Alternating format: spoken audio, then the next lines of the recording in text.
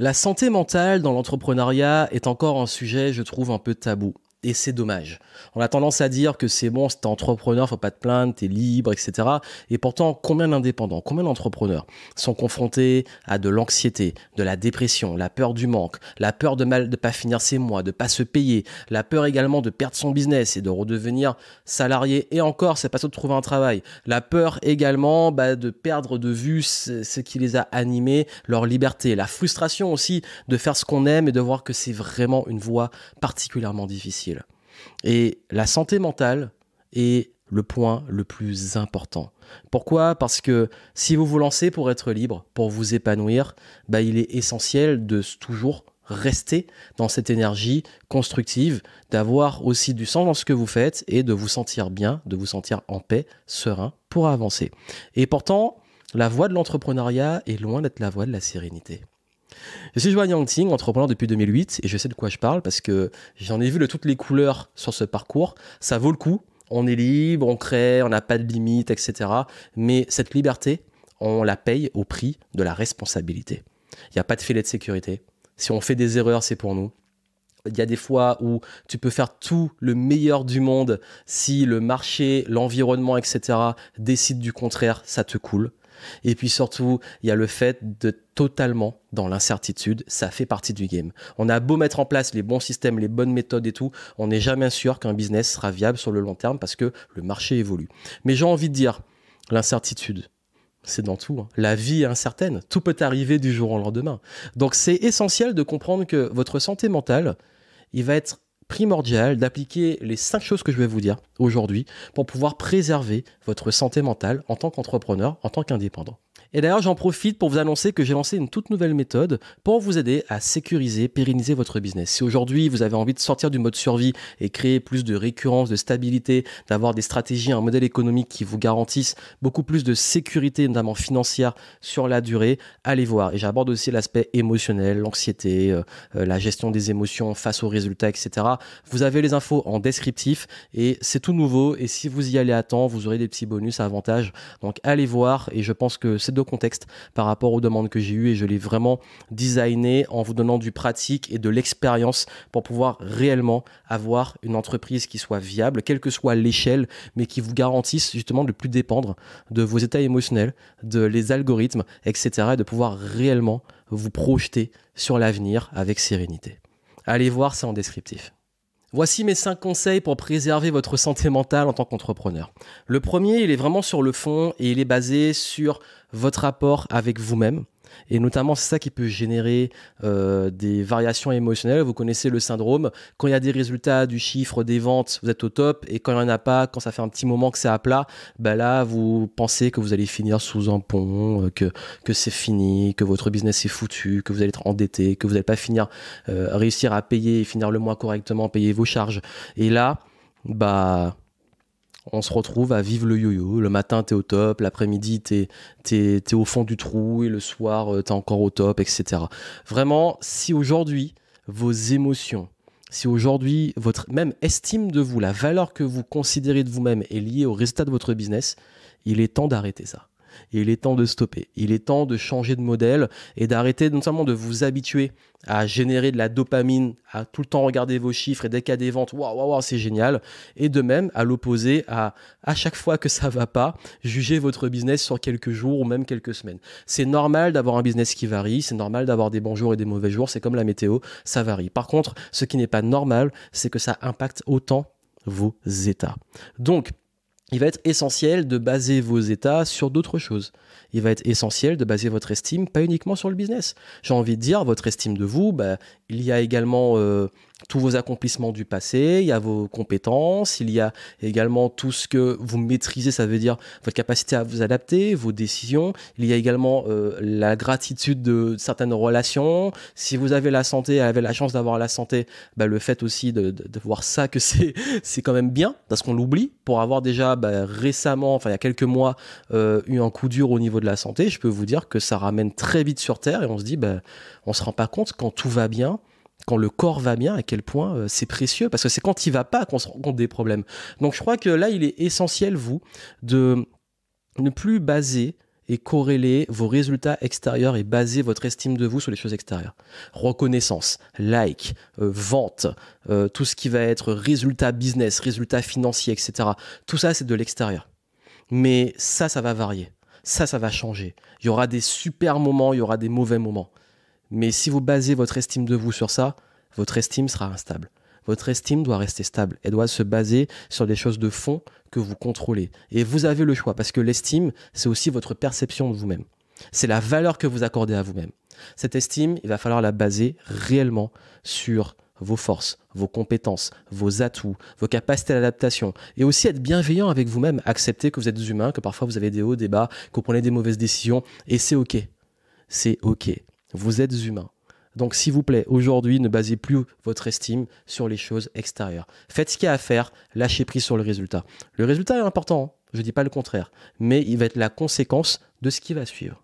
2, arrêtez de vouloir faire plus. Plus, toujours, il faut ajouter. Mais qu'est-ce qui me manque? L'état d'esprit, mais il manque quelque chose, il manque une stratégie, je passe à côté de quelque chose. Et là, beaucoup de personnes, en ce moment, on le voit, ils courent après toutes les nouvelles opportunités, tous les trucs à la mode. Et à chaque fois qu'il y a une opportunité, ils courent. C'est l'effet FOMO, Fear of Missing Out. J'ai peur de manquer une opportunité.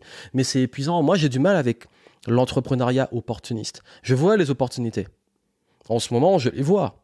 Est-ce que j'ai vraiment envie de les prendre? Seulement si ça me plaît. Mais vraiment, je suis pas du genre, parce qu'il y a une opportunité de faire du cash, par exemple, je vais courir après. Moi, ça me motive pas juste les résultats comme ça. Moi, j'ai besoin de sens, j'ai besoin de m'amuser, j'ai besoin que ça aussi me passionne. Sinon, j'arrive pas à le faire. Ou alors, même si je réussis, même s'il y a des résultats, ça a une sorte de goût amer et j'ai pas kiffé le process.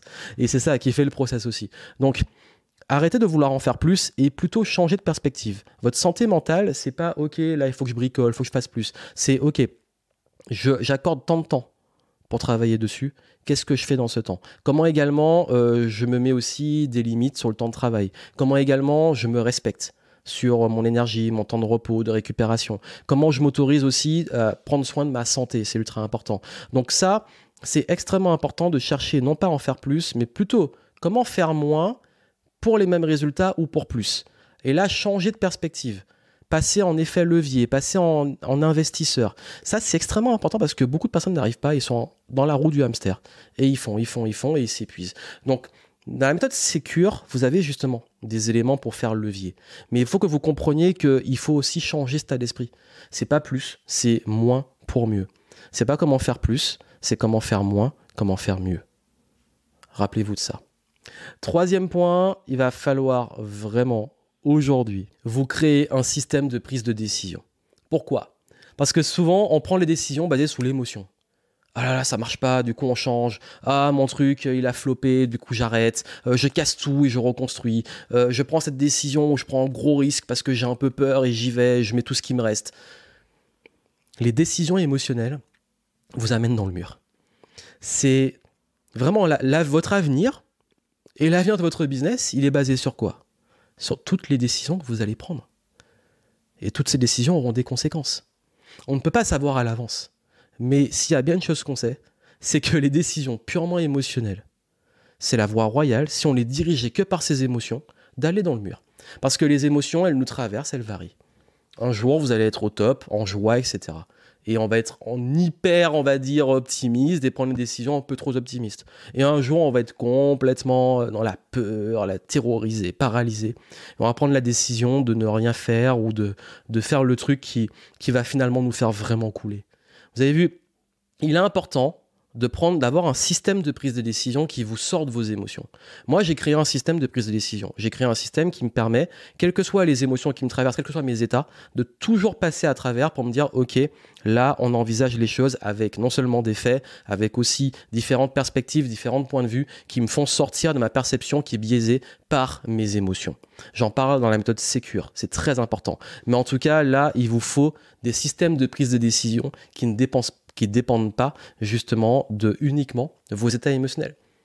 Et même la gestion de crise, c'est ça. Si on gère des crises que par les émotions, on voit aujourd'hui les gens sont des sacs émotionnels, ils réagissent à tout. Sortez de ça.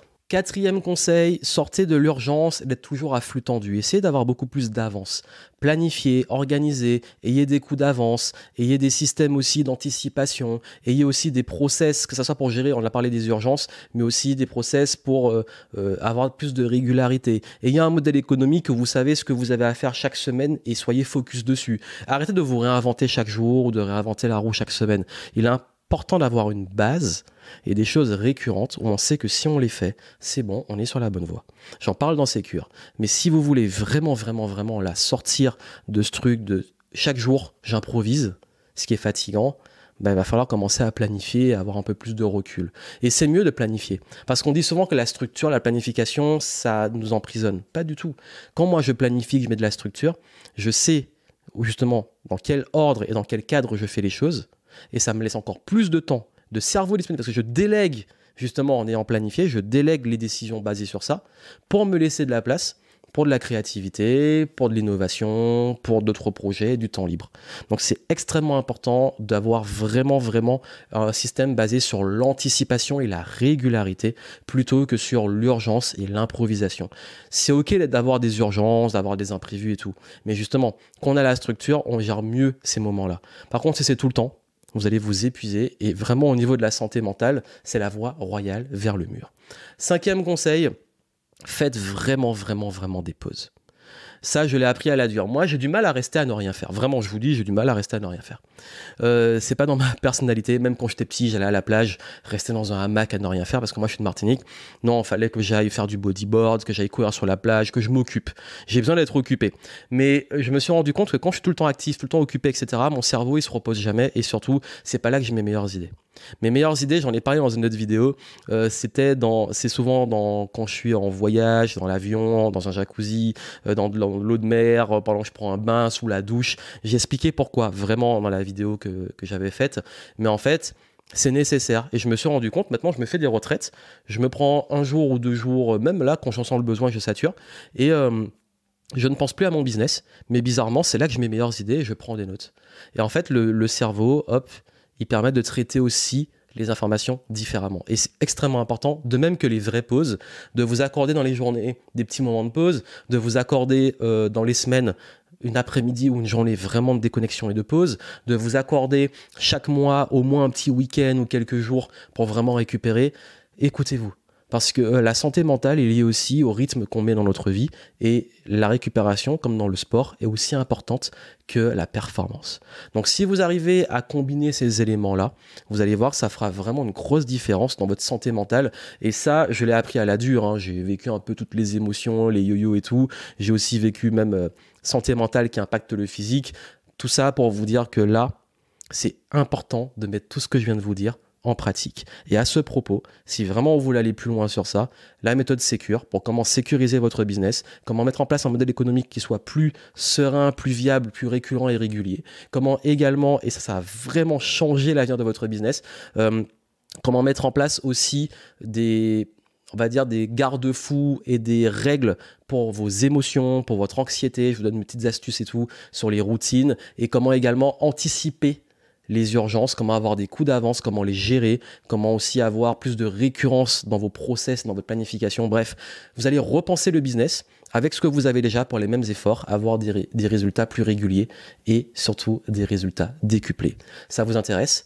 Allez voir en descriptif et vraiment bénéficier de cette méthode. Ça va radicalement changer votre avenir en tant qu'entrepreneur. Et surtout, c'est très important, s'il vous plaît, prenez soin de vous.